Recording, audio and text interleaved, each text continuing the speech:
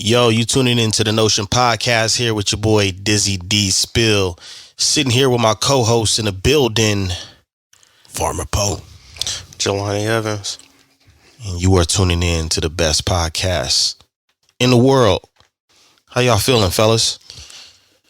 Yeah. I ain't really feeling it. Okay. Life, man. Yeah, I can understand that. Jelani? I'm maintaining. Maintaining. You know. Yeah. And yourself? Yeah, all that energy y'all just put out, that's me on the inside. But I'm trying to, I'm trying to gorilla glue that shit together as much, being tired. Overworked in areas I don't wish to be overworked. You know what I'm saying? Can be mentally draining at times. But appreciative. You know what I'm saying? Personally, just appreciative of things that I might take for granted on a daily basis or on a monthly or yearly basis. So it's a struggle to try to balance that. You know what I'm saying? So, that's where I'm at with it. I could dig it. Shit. I'm good. I'm just high, I ain't really got no complaints. I wouldn't even say I'm tired. I slept well. Got up early, Took my vitamins and all of that. CMOS. So I'm good. I'm just, relaxed. Yo, if you don't take that stuff, does it have an effect on your day? Like if you don't do your daily routines, your vitamins, CMOS and all of that stuff, can it have a drastic effect on your day? I feel like it. Because now that I have a routine and I do certain things, it's like if I don't do them, I feel like I'm missing a step. You know what I mean? So your body recognized that? After doing it so long, yeah. Okay. What about you, Poe? Do you have a daily regimen where if you don't really follow it, when I say daily regimen, just a specific thing that you do every day that's a big part of your day, if you don't do it, does it affect the tempo or the energy in that day? Yeah, it'll affect me because I know that I didn't do something, and so it subconsciously and consciously is probably going to wear on my mind and affect maybe how I move throughout the day or how I feel throughout the day. Mm-hmm. So, yeah. Do you guys try to catch up to it? Like, you know what, I forgot to do this. Let me see if this will change the tone of my day by going back to it. Well, I need a routine, so I require a routine. So if I don't stick to the routine, right, I got things that I feel like I have to do every day because it's repetitious each day. So I have to do something by a certain time of the day. Yeah. So if you don't do something if you don't do something in the morning, some things can be done in the evening. But if you have to do something before lunchtime and you don't get it done, then that can definitely have an effect. So, yeah. I can see that. Yeah. I just lacking energy. Yeah. You know what I'm saying? Like, if there's certain things that I don't do that I normally do, part of the routine, for whatever reason, it's like I run out of gas early. It's like, I'd be like, man, it got dark around 6. I'll be ready for bed. Shit, I'm crashing like 6:37 anyway if I ain't on top of my game. You know what I'm saying? So it's just like making sure I do what's necessary for me to be on top of it. That's all. Is it a struggle to try to maintain to maintain the right energy to get things done, to get tasks done? Only when that only happens like when time is thrown off. You know what I'm saying? Like that's more of a time management type thing, but nah. What about? Unless I just don't want to. Yeah. Yeah. There's a lot of that. You know what I'm saying? Then it's dragging your feet like, oh, I got homework. Yeah, I can knock it out, but I ain't really. There's hoop on Sunday. Yeah. Like, you know what I'm saying? Like, yeah. I wish, man. I'm a procrastinator, so. Bruh. And seeing I do that too. I'm good at procrastinating. Like, I execute some of my best work under pressure. So it's like, and then like back early in college, I was that guy that would write up the paper the night before and type used to it cram in the morning, and just it wouldn't even be cramming. It would just be like, I know I can do it. Like papers, writing, I get, you know what I'm saying? Because you're doing your brainstorming and all that, the weeks beforehand, like you're thinking about your paper. Yeah, mentally, it's like Jay-Z or somebody. Wheels are turning. Mm-hmm. And when it's time for when they play the beat, it's like I already wrote the verse kind of in my head. I got this. See that meme where he just like had the glasses on? He like, all right, I'm ready. Yeah. Drop it. Yeah, I'm the opposite, bro. I gotta have like some schedule, some organization. Because just me personally, if I don't, it'll show. It'll show on my work. It'll show like, okay, I wasn't prepared. Only thing maybe like maybe writing a verse or something like that. Like I could probably get busy like that because the creativity is being forced a little bit, and I'm in an environment where I don't want to come up short. But like just executing things, like I like to have everything planned out, mapped out, and if I don't, then it's gonna show. It's gonna show chaos. So I have an action list, right? Mm-hmm. Things I need to take action on and execute. But like planning my days, not too much. I kind of wing it. You know what I'm saying? Mm-hmm. Like, because you're not gonna stick to it. Well, shit happens, right? Mm-hmm. All the time, and plans don't always go according to plan. Mm-hmm. And so it's just like, I know I had to do homework. I know I got to shoot order. I know I'm going to record on Sundays, right? Mm-hmm. So I got to knock those things out. Now, when I choose to knock them out, has to revolve around the designated time that I pull up for us to, link. So I can either do it before or after or somewhere in between. And it's all up to me when. Now I got my ass up early. I was up at 6 doing homework. After that, I clean kick so that once I'm done handling all my business and being productive, I have the rest of the day for me and I can cut off however I want. Mm-hmm. But it wasn't necessary for me to do that. Mm-hmm. You know what I'm saying? Like a schedule for a procrastinator is hard to stick to, but task management is necessary. Mm-hmm. So if you know what task you have to complete and for that day, something's got to be done by a certain time. But for me as a procrastinator, if I write out a schedule and say, okay, this is what I'm going to do Monday, Tuesday, Wednesday, Thursday, the schedule's over by Monday morning. No, that's why I'm laughing, because it's like, bro, like I'll be trying to do that. Like I'm gonna get up and at 6 I'm gonna do this, and at 6:30 I'm gonna do that, and 7, and then I'm gonna do I sleep till 8. And then I knock all that stuff. He got a lot of X's marked up over there. Like my shit would have just been nothing there. Nigga. Like, well, first of all, don't get it twisted. It seemed like you completed some shit. Yeah, but don't get it twisted. Sometimes I'll be a few days off, but that I have to.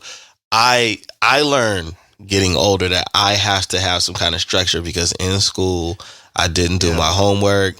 Especially if I had a teacher that was like, okay, this is due in 3 weeks, or this is gonna happen in 4 weeks. I'm like, oh, I got hella time. I ain't even got to start on until week 3. So as I got older, I understood. I always knew how to be a neat person. You know what I'm saying? But I never knew how to bring that into how I execute plans as a youngster. So when I started fusing them together, I realized, okay, I could be a little bit successful. Like, even at my job, I'll set up my email that I got to send every day, my handoff to management every day, a day before. So I'll send mine off before I leave, and then I'll set up the thing for the next shift, the next day. So all I got to do is fill it out again. But I mean, doing that helps me, because if I don't, it's not even like a desire. Like I'm not even one of those people where it's like, oh, perfect here, perfect there, whatever. I can't do that. And then there's some things that I don't like to schedule because it'll take away the creativity and how I do it. Like I don't schedule a session when I'm recording music, or I don't. Even sometimes when I write a song, like I don't have like a concept of what it's gonna be when I hear the beat. I'm waiting until I listen and I'm writing and in that mode, and then I'm gonna come up with it. I got this saying, and this kind of like if you've been around me long enough, you've heard me say it, and like I really live like this. I don't think people really be feeling me, but I just do shit. Mm-hmm. And it's like you said, I can't plan. I just be crit. Like I just do shit. Mm-hmm. Like I got a pair of shoes right now that I'm working on that are pretty much done, and they're crazy. It's different. I don't know how it came about, And the only reason that they're done now is because I randomly got in the mood. I just do shit. You know what I'm saying? Like there's no plan for it. There was no. But see, I actually appreciate concepts like that sometimes, because when somebody creates something special, and then when somebody want to ask the story behind it, now you got to bullshit your way through, even if it didn't happen like that, because there needs to be a story. When it's just like that right there, sometimes when you say just doing shit, sometimes that's also that's just the raw talent talking. You know what I'm saying? Or that's just the love of what you do talking. It doesn't necessarily have to be a dialogue, a story with a cast and crew and a setting. It's just simply, you know what, I decided. I got songs like that too, where I was just I'm living life like that though. You know what I'm saying? Yeah. Like I really just be winging it. Like, yeah. But you know what? People have made that. I know society has made winging it 100% bad thing, and it's not. I mean, I was a kid who did well in school. I liked school, and I was always procrastinated. But I learned that I can't multitask very well. Yeah. I'm not very good at multitasking, because then both sides are screwed up. But you know what? There's some advice out there by millionaires and billionaires that don't believe in multitasking, and they're extremely successful. So sometimes it does break down to a preference in how you operate in whatever setting you're in. There's not a recipe book for everyone. It's really just learning how you function. I'm about to say it depends on the person, and then on top of that, it's like it depends on what the things are that you're trying to multitask between. Yeah. You know what I'm saying? Like there are certain things that really require your undivided attention and focus for the best possible outcome. So you trying to multitask on multiple things, you spread yourself thin, and then you don't get the best possible outcome in any one of the things that you were working on, because you split the focus. Yeah. You see what I'm saying? Yeah. So it's like having to understand how it is that you operate. Everybody isn't able to do that. Yeah. You know what I'm saying? Like that really is a technique that you kind of are gifted with. Like, this is true. You're taught how to quote unquote learn rather than understanding how you learn. Like in school nowadays, they're changing like the structure of teaching and things like that. But in school, most people don't realize how they learn. What's in there? Like it's visual, linguistic. There's a lot of different ways people learn, and you have to understand the best way that you taking information and kind of gravitate towards learning that way. Yeah. You know what I'm saying? So, like if you was to read me something off of a page, I would be like, and it was a question for some homework question, reading it off the page. I could hear it and comprehend it, but I'm going to need to see it. I'm not going to be able to comprehend. I'm a firm believer in that. I have to see. I heard the words you said. I heard the words you said, but I got to see it for me to even understand what I just heard. Yeah. You're like, I'm like, oh, no, let me see. Yeah. I'll tell you. I'll tell you. Yeah. Let me see. It's like I just read it too. It's like, yeah, I know. I'm really big on learning like let that. I'm really big on learning like that. Like we just did a project yesterday. I'm beat, tired, laying concrete down in the backyard.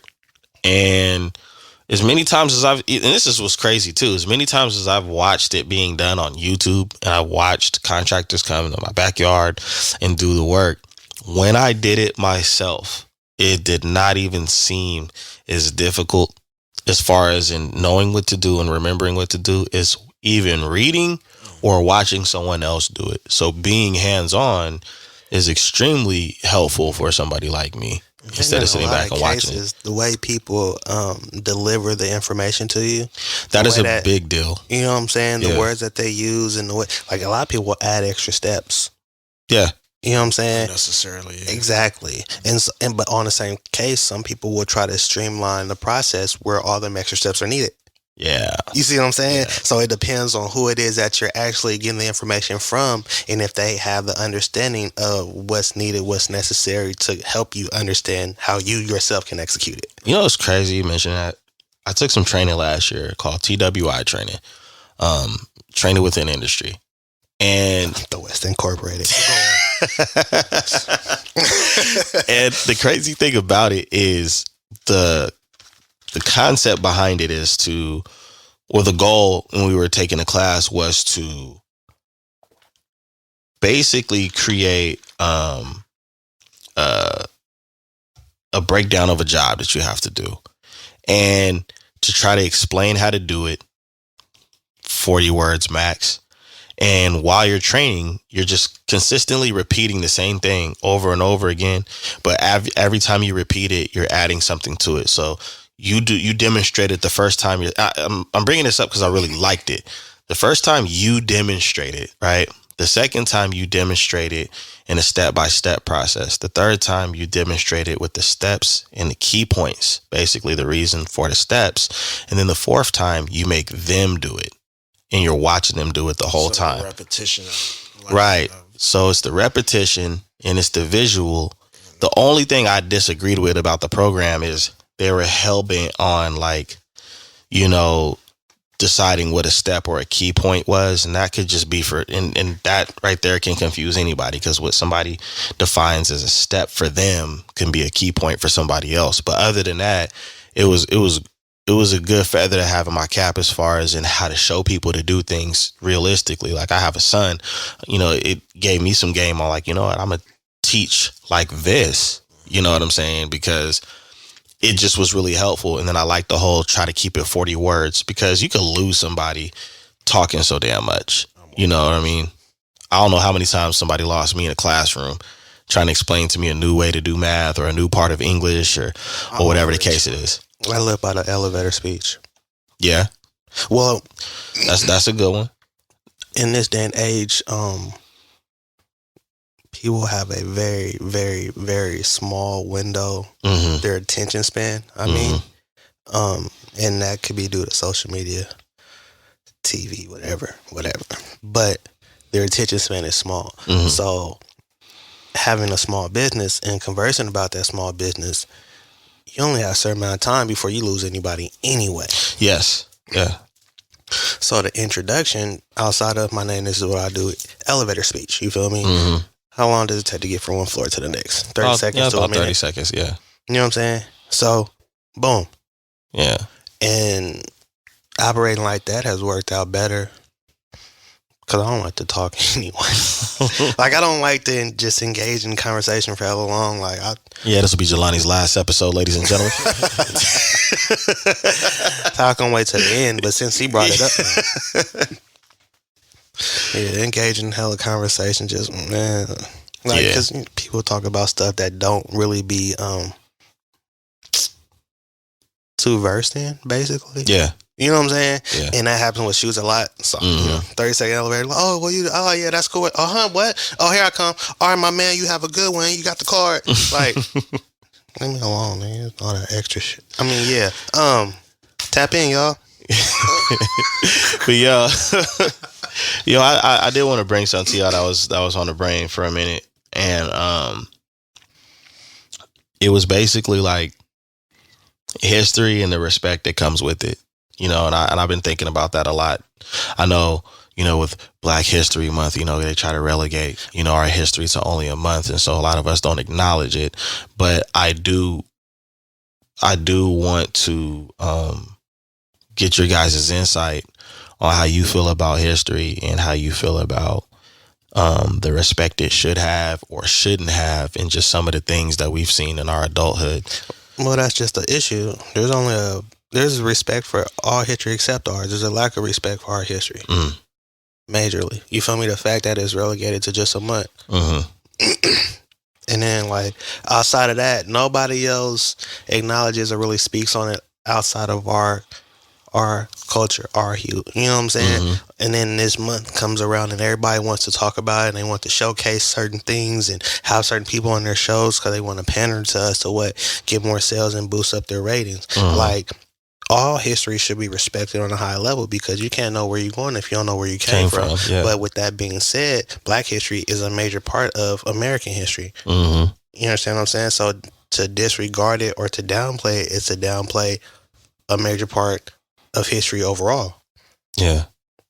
100% right, man. I can't argue with that. You got something on your mind, Poe. You doing the beard. Oh, no, I'm just listening. I was waiting for him to chime in. You know, this the teacher over here. Yeah. I don't know. I'm at odds sometimes. like,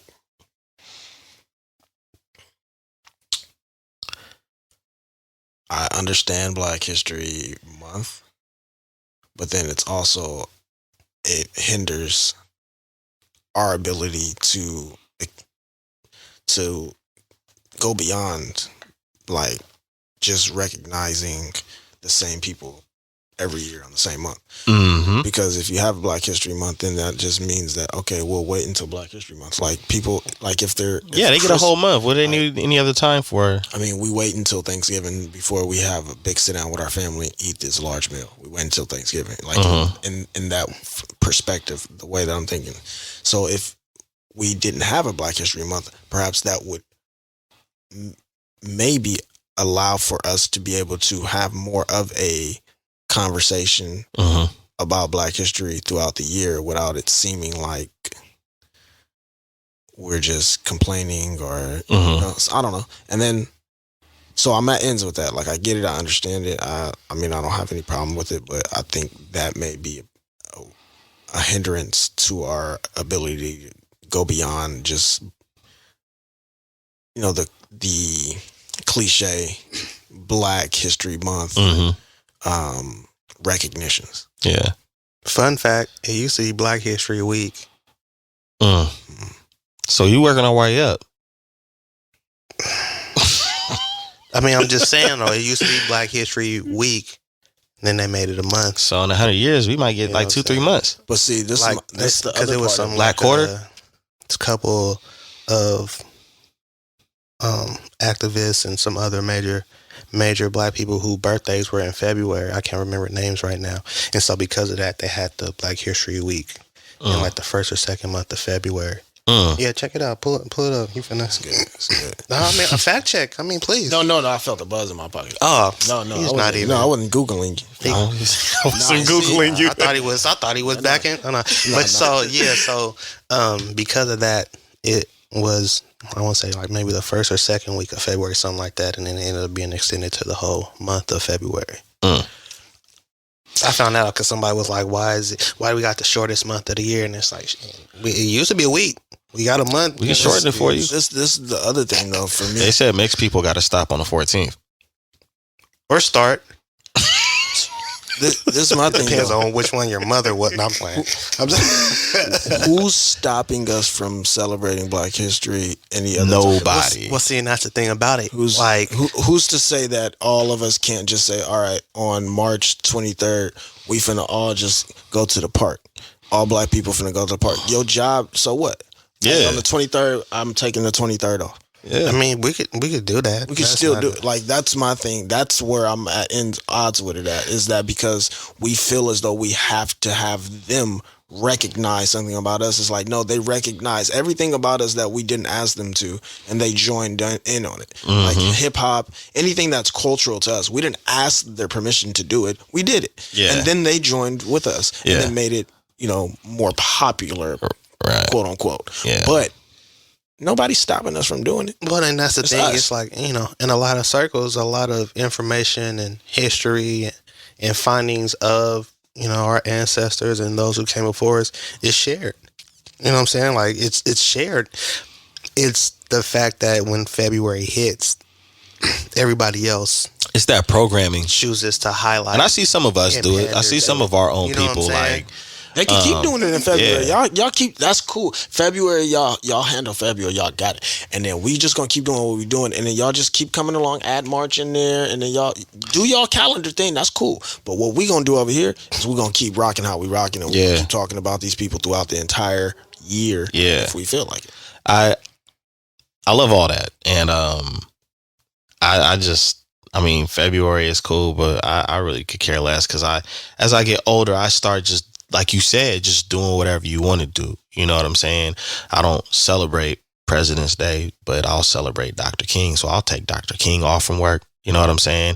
Or it was crazy. What was everybody just celebrating, man? Oh, that's crazy. They were celebrating President's Day this year, and it actually fell on the anniversary of the day that Malcolm X was assassinated. You know what I mean? I don't know if that was a coincidence or whatever. You can fact check it. His phone was ringing. I heard it. Nah, just messing around. Someone's trying to call me. He's so popular, guys. Yeah, very. You know what I'm saying? But Well, you haven't seen him. yeah, it's been a minute. I need you to sign some stuff. But on the real, like NDA? no NDA, man. Just a couple autographs and stuff like that. Big time, man.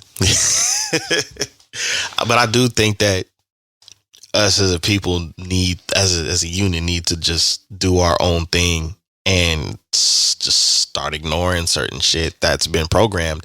And I know that could be hard because a lot of us have been doing it our whole lives, and you know what I'm saying, never really looked at it that way, but just start doing what we want to do. It's just like people don't like. I have family members that'll come over sometimes, and the things that I'll either grow or make myself, they'll act as if the stuff that they buy from the store is the real thing. Wait, so what? Like people are caught in the matrix. So like they'll say, "Well, I like real lotion or something." Not so. Turn him up real quick. People don't realize that they can do shit themselves. So the reason I'm saying that they'll say the real thing is at the store is because they're caught in the matrix, not knowing that they can do the shit themselves. Wait, they'll come to a garden and say or that. they'll see something that, like, let's say I make some ketchup. They'll say the real ketchup. I want the real ketchup. Or like, but that's crazy. It is the real ketchup. Yeah, that's what I'm saying. That's wild. You got is actually the fake one, but you don't know you can make the thing that they selling you. You can go do it yourself. So my whole thing is people don't realize that you can just do shit yourself. You don't have to wait on anyone. You just go do it yourself. That's crazy. Because they'll be caught in the matrix of thinking that the only reason why you ain't came up short is because I pulled up over there with no bags. That's the only reason. Because that is a great example of like people waiting on something else, waiting on someone else to say, "All right, we going? Right. All right, cool, let's roll." You know what I'm saying? It's crazy though, because I have seen some people who like push that agenda all the time. Mm-hmm. You know what I'm saying? Like there are like slowly but surely. Cause I hear and I be seeing a lot of people like, I don't need no month. I celebrate being black. All right, that's cool. But are you like, celebrating it out loud and pushing out information and knowledge for others year round? You know what I'm saying? So it's just like we got to get to that point because, everybody right now is, I'm black all the time. Man, we see that. But you know what I'm saying? Like black online. Right? Yeah. You know what I mean? Like black online, bruh. You know what? I really, really feel that a lot because I think people misinterpret what that means. It's not about you going and grabbing some dashikis, throwing a fist up, throwing a whole bunch of black art up and stuff like that. It's that doesn't really mean I'm woke. It's really no. I'm sorry, you're not woke. Yeah. I'm gonna cancel my order right now. Send these incense back. But the thing is there's so much more responsibility that comes with it. It's how you treat each other in public. It's how you treat each other, period. It's the kind of conversations you have it with each other, the magnitude and the tone of the conversations that you're having with people. He just made a new word. Magnetone. Yeah. Watch your magnetone. Okay. Bring it to a minotone. That sounds like a different part of the choir, huh? Magnetones. It's your turn. I thought he was talking about some Republican shit. Yeah. The magnetone. Bro, it's a different red hat, huh? I see where he but yeah. Part of the government. What cabinet is you in? But I mean, I think that's part of the thing that people don't understand is the responsibility that comes with it. Because if people really understood the responsibility that came with things that they model themselves after or desire, they might think twice about if they really are down with it. Yeah, because see, when it comes, that's another thing where I say I'm at ends. What you brought up, Black history, is crazy. Like, it's crazy. We talk about Black history, man. I chill. Nah. Because look, my thing is, bro,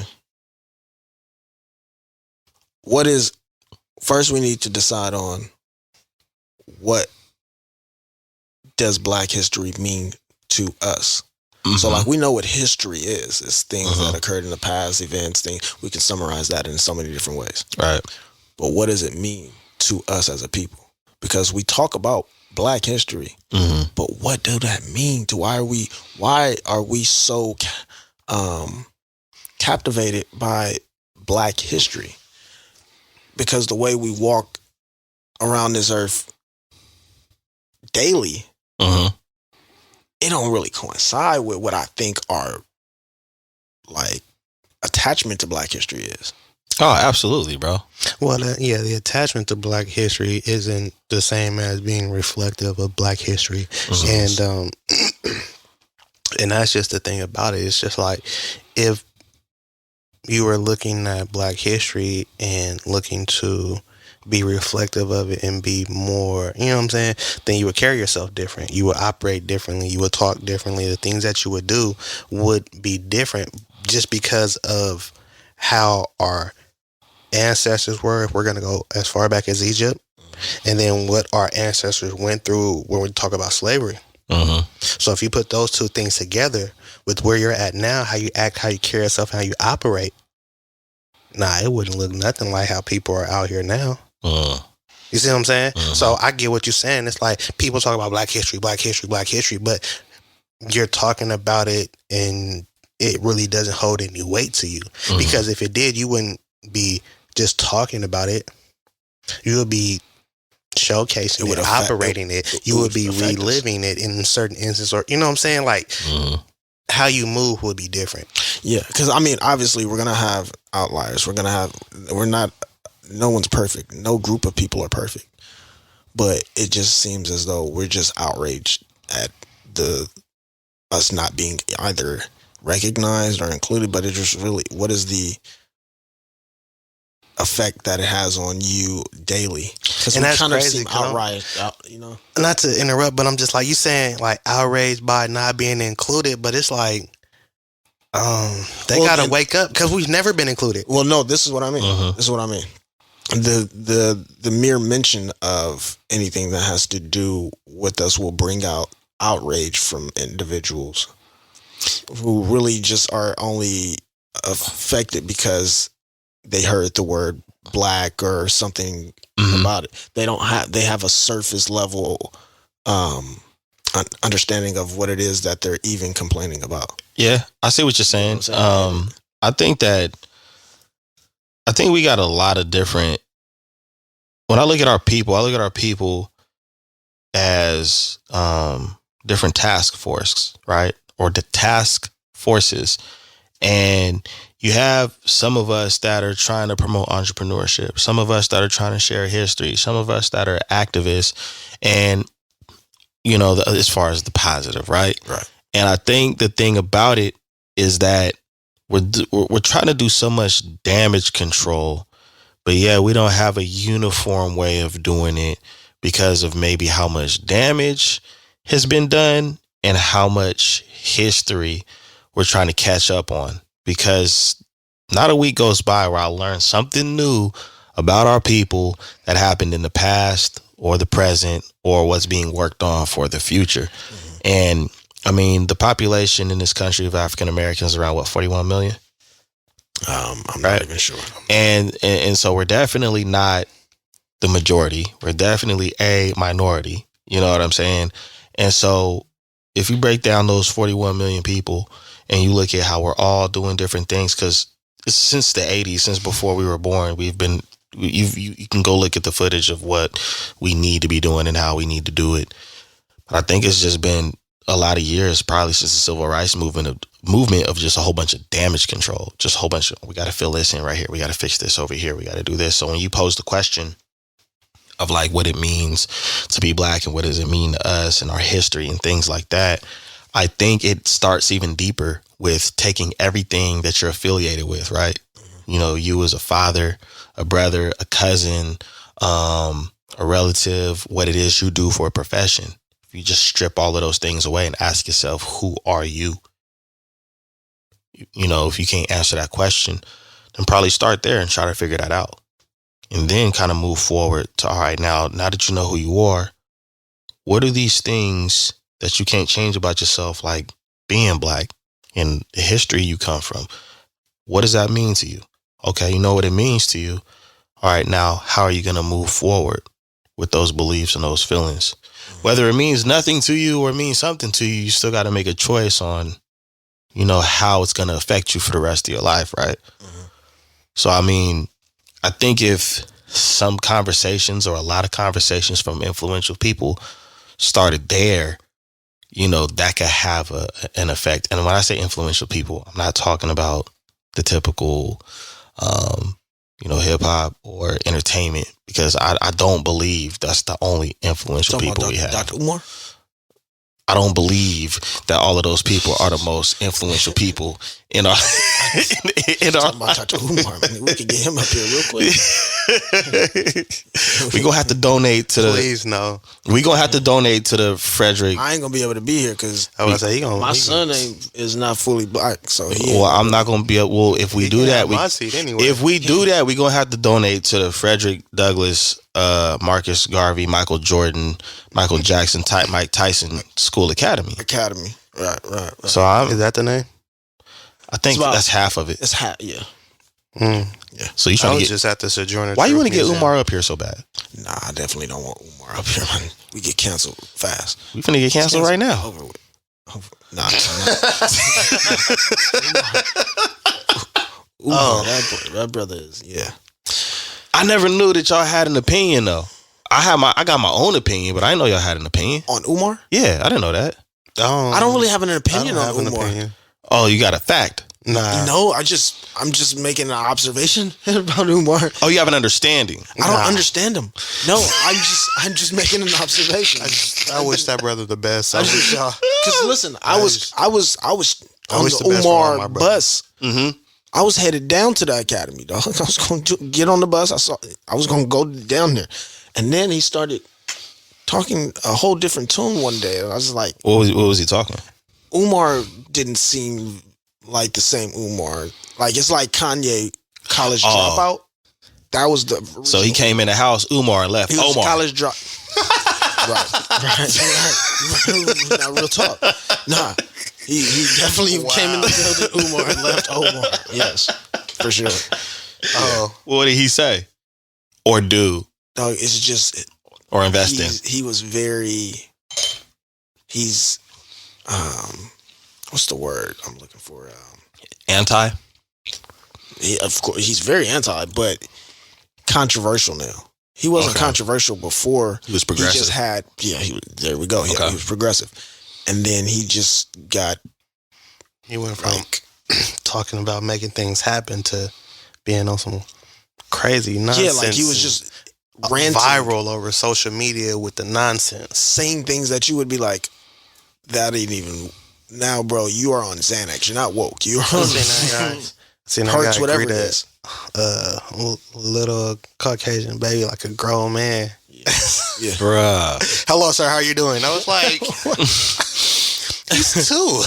I don't even understand. Umar, dog, somebody gonna fight you, bro. You can't talk to a 2-year-old like that. Well, I have my nerve. I talk to my 2-year-old. But it has to be your 2-year-old. You can't talk to someone else's 2-year-old. Probably at that night, nigga. You gonna eat these vegetables? Umar don't got rice in his house. He what? He don't have rice at his house. Why? It's white. What? White on rice, man. He don't eat white rice. He eats brown rice, dirty rice, wild rice. So you say he don't have no rice, or he don't have no white rice? White rice. My bad. Oh, okay. No, I don't think I have white rice in my house currently. Like, well, he's living a life then. Oh man, Umar don't like Spanish Umar don't rice, even use brown bleach. Rice. Man, when he washes his clothes, he don't use bleach. He said that? No, I'm sure he doesn't. Facts? I'm sure he doesn't. I'm sure he doesn't want to make his whites whiter. This turned into crazy facts about Omar. He doesn't want to make his whites whiter. Why would he add bleach? So he be in Macy's. Where the beige tees at? These thoughts are the thoughts of Poe and Poe alone. These are not the thoughts of the Notion podcast. You gonna make me put the disclaimer? Not having bleach because you don't want your whites to be whiter is crazy. So he don't have nothing white, huh? Nah, I do know. I do know he's extremely against interracial. And my thing is, I mean, you could be whoever you are, but like I think going on a campaign talking about how you're against interracial and you basically taking upon yourself to decide what's black and what's not or who's black enough is not going to get your school built. That's just my opinion. Definitely not going to get your school built, bro. Especially like if there hasn't been like a vote for people to put you at the front. I mean, you can't, bro. You can't just be speaking on behalf of all black people. Like, yeah, bro. It's not finna happen, bro. Like you are really especially turning into in 2022. Do you realize how many mixed black kids are running? Yes. around there? Your school is not even going to be filled. This is going to be only a couple of kids there. Yeah, they're all black. It's gonna be the X-Men Academy, and he's definitely gonna be Professor X'd out of the community. Because how many people that he? Never mind. Yes, you got it, Omar. Yeah, man. Back to Black History. Yeah, that's definitely that's gonna be in Black History. Yeah, oh, it definitely pretty soon. In like 3 years, they're gonna talk about. I don't think he should make it into. Oh, he's gonna make it in his own way. We don't have a choice. It's part of our history. He's gonna make it in his own way. Whether it's that footnote of an example of what to do or not to do or what not to say. And see, Umar let us squint his eyes in when he says something, like he like makes it seem like it's so fact. Yeah, it's real. Like he says it with a whole bunch of conviction, with all of his convictions. And I don't. Yeah, I mean, hey, I watch other people. He has to do stand up. Yeah. All right, let's move on. I watch other people. He has to do stand up. Oh my god. Oh, Umar, man. Yo, but how do we have respect, the proper respect for history? Like, what do you think is done wrong about the way people are not our people? I'm not talking about everybody else, because right now this is a village conversation.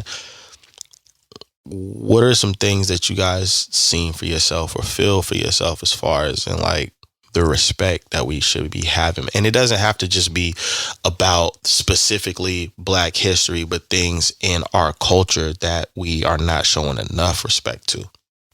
That's part of our history and part of our heritage and stuff like that. Honestly, my viewpoint kind of changes a little bit sometimes. Okay. Well, why do we care whether they, like, for us, it's like,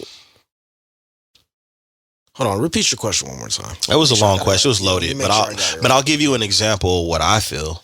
You know what I'm saying? Like, as far as in the way that we show respect, okay, I really feel like our elders are getting disrespected, like on a heavy level. I mean, we see it in, for us that listen to hip hop music, we see OGs get dissed from time to time, and it's funny and shit to younger generations and stuff like that. And that shit ain't really ever been funny to me. But even just older people, like the baby boomers, our parents, sometimes the disrespect that they get dealt to, you know what I'm saying? I'm not really a fan of that. Like, my mom has told me some stories about some encounters just being in the store, and, a younger girl or younger people and how they act. And that shit infuriates me, because I'm like, damn, why wasn't I there?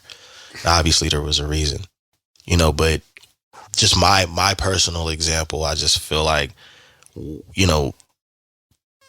as far as the elders, because there's so much wisdom there. That's the part of history right there. That's actually a part of history. And to not respect ourselves or them is a problem for me, for sure. Because we all come from that generation of, you talk how you want to talk, but when you get around elders or somebody that's a family friend or someone who's an authority figure in some sense, you're gonna anybody act older than you, anybody that's an adult. No, straight up, because you gotta understand something. Like, even now, right, at the age that we're at, if you was to go over to your parents' house and they was kicking it with their friends, you walk in the room, guess what just happened? You just became a child again. Yes. Yeah, you understand? And you better speak to everybody. You better show some respect. Folks' business. Oh no, you came into the room. You speak to everybody. You show respect, and you're leaving. Yeah, you do. This conversation isn't for you. Yeah. But there's a lack of. I mean, it's staying in your place. All the stuff that is being said, and people are saying like, there's just something that kept going off in my head. I just keep hearing it. They don't care. there's no care. You feel me? Whether that means because there's a lack of respect for self, others, authority, and viewing older people as authority, or however they just don't care. You understand what I'm saying? And the same thing goes for the history. They don't care. In a lot of ways, a lot of people in this younger generation, of course, but they tie history to school. Yeah. Didn't like history in school, don't care about history now. Right. If history's so important, why isn't it still going on? You hear somebody say some stupid you know what I'm saying? Like, but the thing about it is there's a lack of care and concern. Yeah. In both those areas, whether we're talking about elders and the wisdom or the history and the lack of acknowledgement, because nobody cares. Yeah. You feel like, think about it. I'm sure you have shared certain pieces of information pertaining to Black history, and there was a lack of acknowledgement or respect for it. But you could turn around and share the latest gossip or BS news going on, and people be they chiming in and because they care about that, because to them that's relevant. They don't deem history to be relevant. So if you don't deem it relevant, why are you going to care about it? Right? These elders are past their time. It's my time now. They're on their way out. I'm high. Why am I going to be concerned with older people? You see what I'm saying? Yeah. And so if you have a lot of individuals, people, adults, whatever, looking at things this way, you feel me? Youth, younger, teenagers, then trying to give them information as far as history goes, or us being older, trying to give them knowledge, there's no respect there. So then it sounds like there's a disconnect on top of them not giving you see what I'm saying? Yeah. And so then how do you make them care? They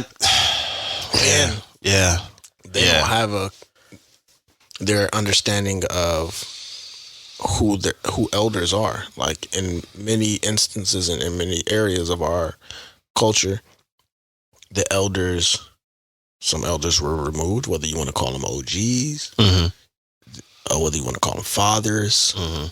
A lot of those individuals were removed, and then our youth, our grandparents are much younger now. I thought my grandma was 65 forever. I did too. I did too. You got a question? Go ahead, Jelani. Like, call on me. Yeah. So check this out, right? All right, boom. So check this out. I got something for y'all. In our generation, in every other generation, right? There was OGs. I knew you were gonna say it. Right? There were OGs. There were people who gave you game, gave you knowledge, whether it was in life or in the streets. Right? How to tuck the bundle, how to hold the thing. You know what I'm saying? How to, whatever it was. How to fight. Whatever it was. Now, our generation out here wilding, becoming parents at a young age, going to jail at a young age. Hey, nigga, not you, but I'm just saying, dying at a young age, right? And then on top of that, just hoarding the game. Yeah. So guilty. Yeah. The generation under us lacked OGs. They lacked people to give them the game and the knowledge and show them a certain way to do things and make things happen, right? So then that means that they had to learn on their own. Right. And so when you learn on your own, you go about it whatever way works for you. Whether it be deemed right or wrong is right for you because it works for you. Whether it goes against the code, the rules, the regulations, the guidelines, all of that's irrelevant because I learned how to do this on my own. Right. There was nobody here to show me. There was nobody here to teach me. There's nobody here to guide me. Right? So it's like, you gonna not tell me how to do something and then try to tell me the rules? Wait, though. And then after they have come into this age of adulthood, because at 18 you're deemed an adult, right? And you can be kicked out of the house. You have to make choices on your own, right? Yeah. Okay. Now they're out here in the world with the rest of us adults, doing things the wrong way, stepping on toes, making things look bad, interfering, basically just fucking things up. Now we want to come around and give them information, right? We want to give them guidance. We want to show them how to do things and show them how to maneuver, right? Because now they're in the way and they're messing things up, right? But they don't care and they don't give a fuck and they have no respect for us because we weren't there when they needed us. So now that they're an adult and they're doing it however it works for them and it's working for them, now you want to come up here and try to give me some game? Now you want to try to help me out? Think of He Got Game, right? Pops went to jail, right? Pops come back and it's like, dude, I'm in college, I'm handling business, I'm raising a little sister. Now you want to come back and try to be my father? Now you want to come back and try to help me after I've done all this on my own?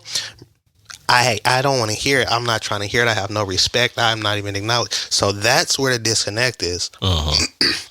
They lack the right way to do things. They lack the respect, the knowledge, the codes, the regulations, and all. They lack all of knowing how to execute and do those things the right way because they didn't have the guidance. Now that they're adults and they're in the way and they're messing things up on a larger scale because they're adults now. Now the older generation wants to come in and try to help, but they have no respect for us because when they needed us, we weren't there. Yeah. So I don't care about no history. Get your old ass out of here. Right.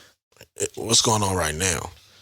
Yeah, and that's the sad thing is the sad thing about that is that there's some responsibility on our part, on our generation, but with the younger people that I don't understand about that, for some of our young viewers and listeners, is that path ain't gonna help either. Yeah, you're gonna find out the hard way then. Yeah, it's just when you do find out what the truth is and what you should be doing, you might be knee high in the shit. But see, that's the thing. By that time, they're not gonna care. You see what I'm saying? You always care when you get older, man. Well, yeah, after the fact, if you can get there. Yeah. Hindsight is always 2020. I don't know. Some of our generation older and still kind of like, you didn't get it yet. So that's why I was saying I felt you when you said the OGs wasn't there, because some of the people that should be considered OGs still ain't grew up. That's why they're not there. They trying to be the little homie. They hanging with the little homies, doing what the little homies do, dressing how they dress. You know what I'm saying? Still trying to be trendy and relevant. Bro, I put on something baggy and I was like, yeah, I'm giving this away. Won't be doing that. Not in my 20s. It's just so crazy, huh? Bro, sweater's so big. Giving this away too. It just eat right, lose weight, and give it clothes away. Shoes still fit though. Going nowhere. So. Yeah, they was about to be in your comment section like, since you're in the giving mood, those ones. Yeah, I be giving you the finger. Yeah, put on my shoes. It's not happening. No, I think that I think we touched up on a lot of good points, man. A lot of things that people got to pay attention to, and one of the things I could wrap up with saying is that I think our generation is at a very critical point, because we're at a point where we still are young enough to make some impactful decisions and also make some terrible decisions, moving forward. So it's almost like you really got to pick a side at this point of whether you're going to grow up or not, if you're going to care or not, and how you're going to show that you care about the things that's going on, in your life and in the world and in the community. And that word community, like I'm talking about, like, what are you doing for your people that's going to be progressive for the future? Because I keep hearing the word community, black community, and sometimes I don't know if people think that's the community of motherfuckers on the comment section or people that's just going to gather together on Facebook. But your community, like, are you out like coaching kids and giving advice? Are you out seeing what kids in the neighborhood that don't have a dad or don't have a mom and could use a mentor or something, some things like that? I'm glad you brought that up, because that was one of my things that I was actually that was one of the examples I was talking about when I said, like, we walk around here every day, but we're not, like, I spent many of years working for extended learning programs, after school programs, working with kids, high school, all that. All right. So yeah, all of us aren't required to do the work in that fashion. There's some of us that are more informative. Yeah, some people can provide jobs, or networking. Some of us are the people who are going to go out and deal with the youth. There's all kind of different ways that you can do the work, but for some of us, and I'm saying us because I'm included. Right. We just walk by some of these, you know, in the neighborhood, there could be someone dealing with a situation or someone that you could be assisting, but we kind of have that mindset still of worrying about ourselves. So sometimes we walk by the individuals that we could be assisting and helping, right, a lot. But you pro-black. I know exactly what you mean. I mean, I know exactly what you mean. And we dealing with life, so obviously there's those things as well. It's not like, you know, you can't be helping everybody. You're gonna be hopping on everywhere. Don't do that. Yeah. Go to jail. Yeah, man. It's a very touchy topic, and it's a topic that can't be. It's a topic that can't be, you know, just discussed in one episode, 1 hour, or just amongst a few people. But to spark the conversation, it's always important. You know what I mean? I heard a sentence once. He said, "Everybody put your smartphones down and get involved." Right? Because, I mean, if you think about it, how many hours do people spend on their phone and social media? Hours. Internet. Hours, yeah. YouTube and all type of stuff, getting lost in it. And it's like, do you really interact with your community, other people? You know what I'm saying? Like, what are you doing? Yeah. People just really be like going through life. Yeah. I don't know who said that. I don't know who to quote on that, but I definitely agree. Like, we got to start putting our smartphones down, you know, and we got to get up and get involved, man. Just make sure when you pick your smartphone up that you tune into the Notion podcast. Man, I miss the world being open. Yeah. But yeah, y'all tune into the Notion podcast. I was just thinking out loud, my bad. Nah, I mean, it'll get there one day. Well, because it's like, you know, there's not even like school right now, right? Like, they still, in a lot of cases, they're still doing online. Golly, man. And it's like, you know, he was talking about like getting involved, and it's like, you know, I used to mentor and tutor at community centers, and like, I enjoyed that, but that's non-existent. I worked for the city too. When I was like 18 or 19, I coached Two Rivers and Glenwood, I think. And what? Basketball and flag football. We going to the course after this. Hey, bro, I ain't got time for you. I just put down concrete yesterday. You got me, man. Anyways. That was yesterday. You got some sleep. Whatever, bro. You've been tuning into the Notion podcast with your boy Dizzy D Spill, here with my co-host in the building, Farmer Poe, Jelani Evans. And until next time, peace.